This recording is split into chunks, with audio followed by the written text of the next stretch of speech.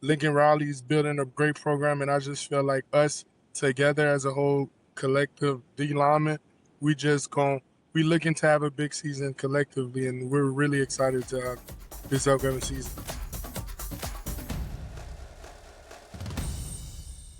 Welcome to Double Major, the newest Canadian college football show. I'm your host, Alex McComb. My guest today is a Montreal product who's heading into his second season on the USC Trojans defensive line. Floyd Boucard is with me today. Floyd, thanks for joining me. Most definitely. I appreciate you for inviting me. Take me back, Floyd, to Montreal. What got a hockey kid into football in the first place? I just always felt like playing hockey was always a big thing in the neighborhood, so I wanted to try it. But then my cousin started playing football, and I was also interested in the sport. I started playing really just for fun, and then people started telling me like, "You're actually really good at it. You should take it to the United States." Then really how can I say? Didn't really take it into consideration until I did, and it just went from there. And as a teenager, you went from Quebec to Alabama to Miami before making your way to LA and USC, all before you even started college. Were you ever homesick during all those moves early in your career? People ask me that all the time, but I was never homesick just because I knew I made a sacrifice. It's either I'm gonna take it all the way, or I'm just gonna be sitting out here and just wasting my time, and that wasn't the plan. And when you arrived on USC's campus for the first time, tell me about what it was like walking into that deep D-line room as a freshman. Was there a vet who took you under his wing? Almost definitely. I had Devin Tompkins, Jadale Basiri, and Jamal Jarrett. They all seniors vets that took me under their wing, and they really showed me the way, showed me how to stay patient, showed me how to my techniques, and everything. And now I gotta pay it forward this year to the younger generation. And you and Jahkeem Stewart made big impressions as freshmen on that USC D line in 2025. Tell me a little bit about your connection with him as you two build toward 2026. Man, that's my best friend in 2026. Me and him, we just in a great program. Lincoln Riley's building a great program, and I just feel like us together as a whole collective D lineman, we looking to have a big season collectively, and we're really excited to have this upcoming season. And that Purdue game got you national attention pretty early. 6 pressures, including your first career sack at USC, where you drove the left guard 5 yards into his own backfield. What do you remember about that performance? Um, like I told you, I just feel like my coaches put me at the right time and the right place, and it was just for me to execute the play. Wasn't really thinking. I'm always trying to play football and do whatever is best for me and my teammates. And injury was a challenge in your freshman season. Tell me about what those periods were like and what you were battling through to get back. Injury is a part of football, you know.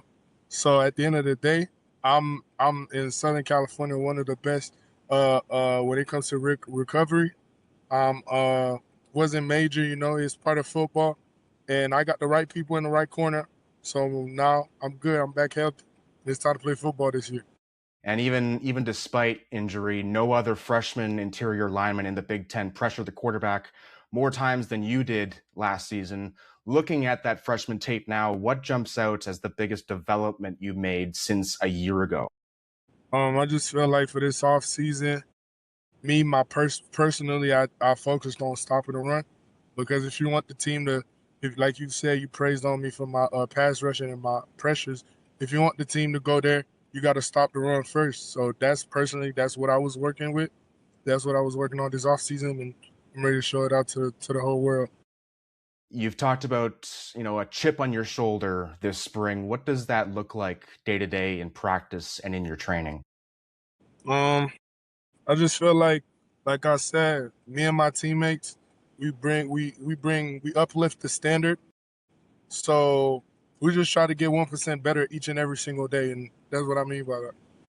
And in terms of, football IQ, a year ago, your former D-line coach, Eric Henderson, said early on you were still growing mentally in terms of football IQ. Now heading into 2026, where do you feel like you caught up the most in that area? Mm, I feel like when coach said that, he just felt like, I felt like when he said that, he was just saying like, I did a lot of freshman mistakes. Like I told you, this year I'm a more of a upperclassman, so you won't see a lot of freshman mistakes from my end, and it's about it, to be honest with you.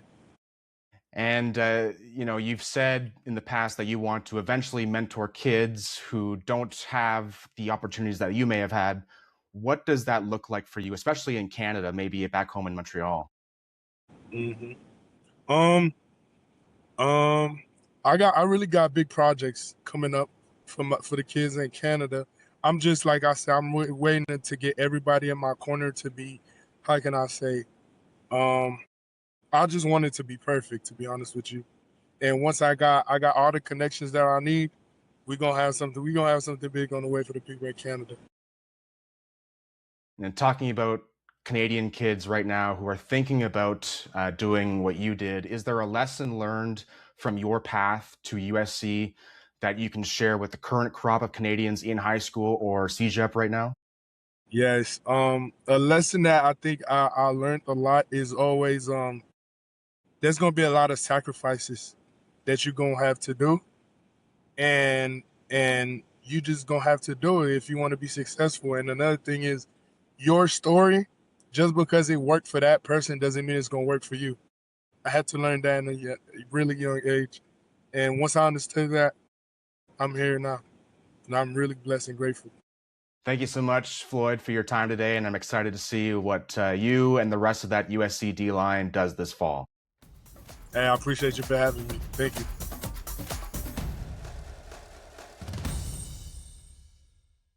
If you enjoyed this episode of Double Major, make sure you're subscribed on YouTube and following on Spotify and Apple Podcasts so you don't miss out on the people and stories behind Canadian college football. Follow along on Instagram and TikTok at Double Major CFB, as well as my personal account at Alex M. McComb on X and Instagram for clips and updates from every show. Keep your grades up and your pads down. Class is dismissed. We'll see you next time.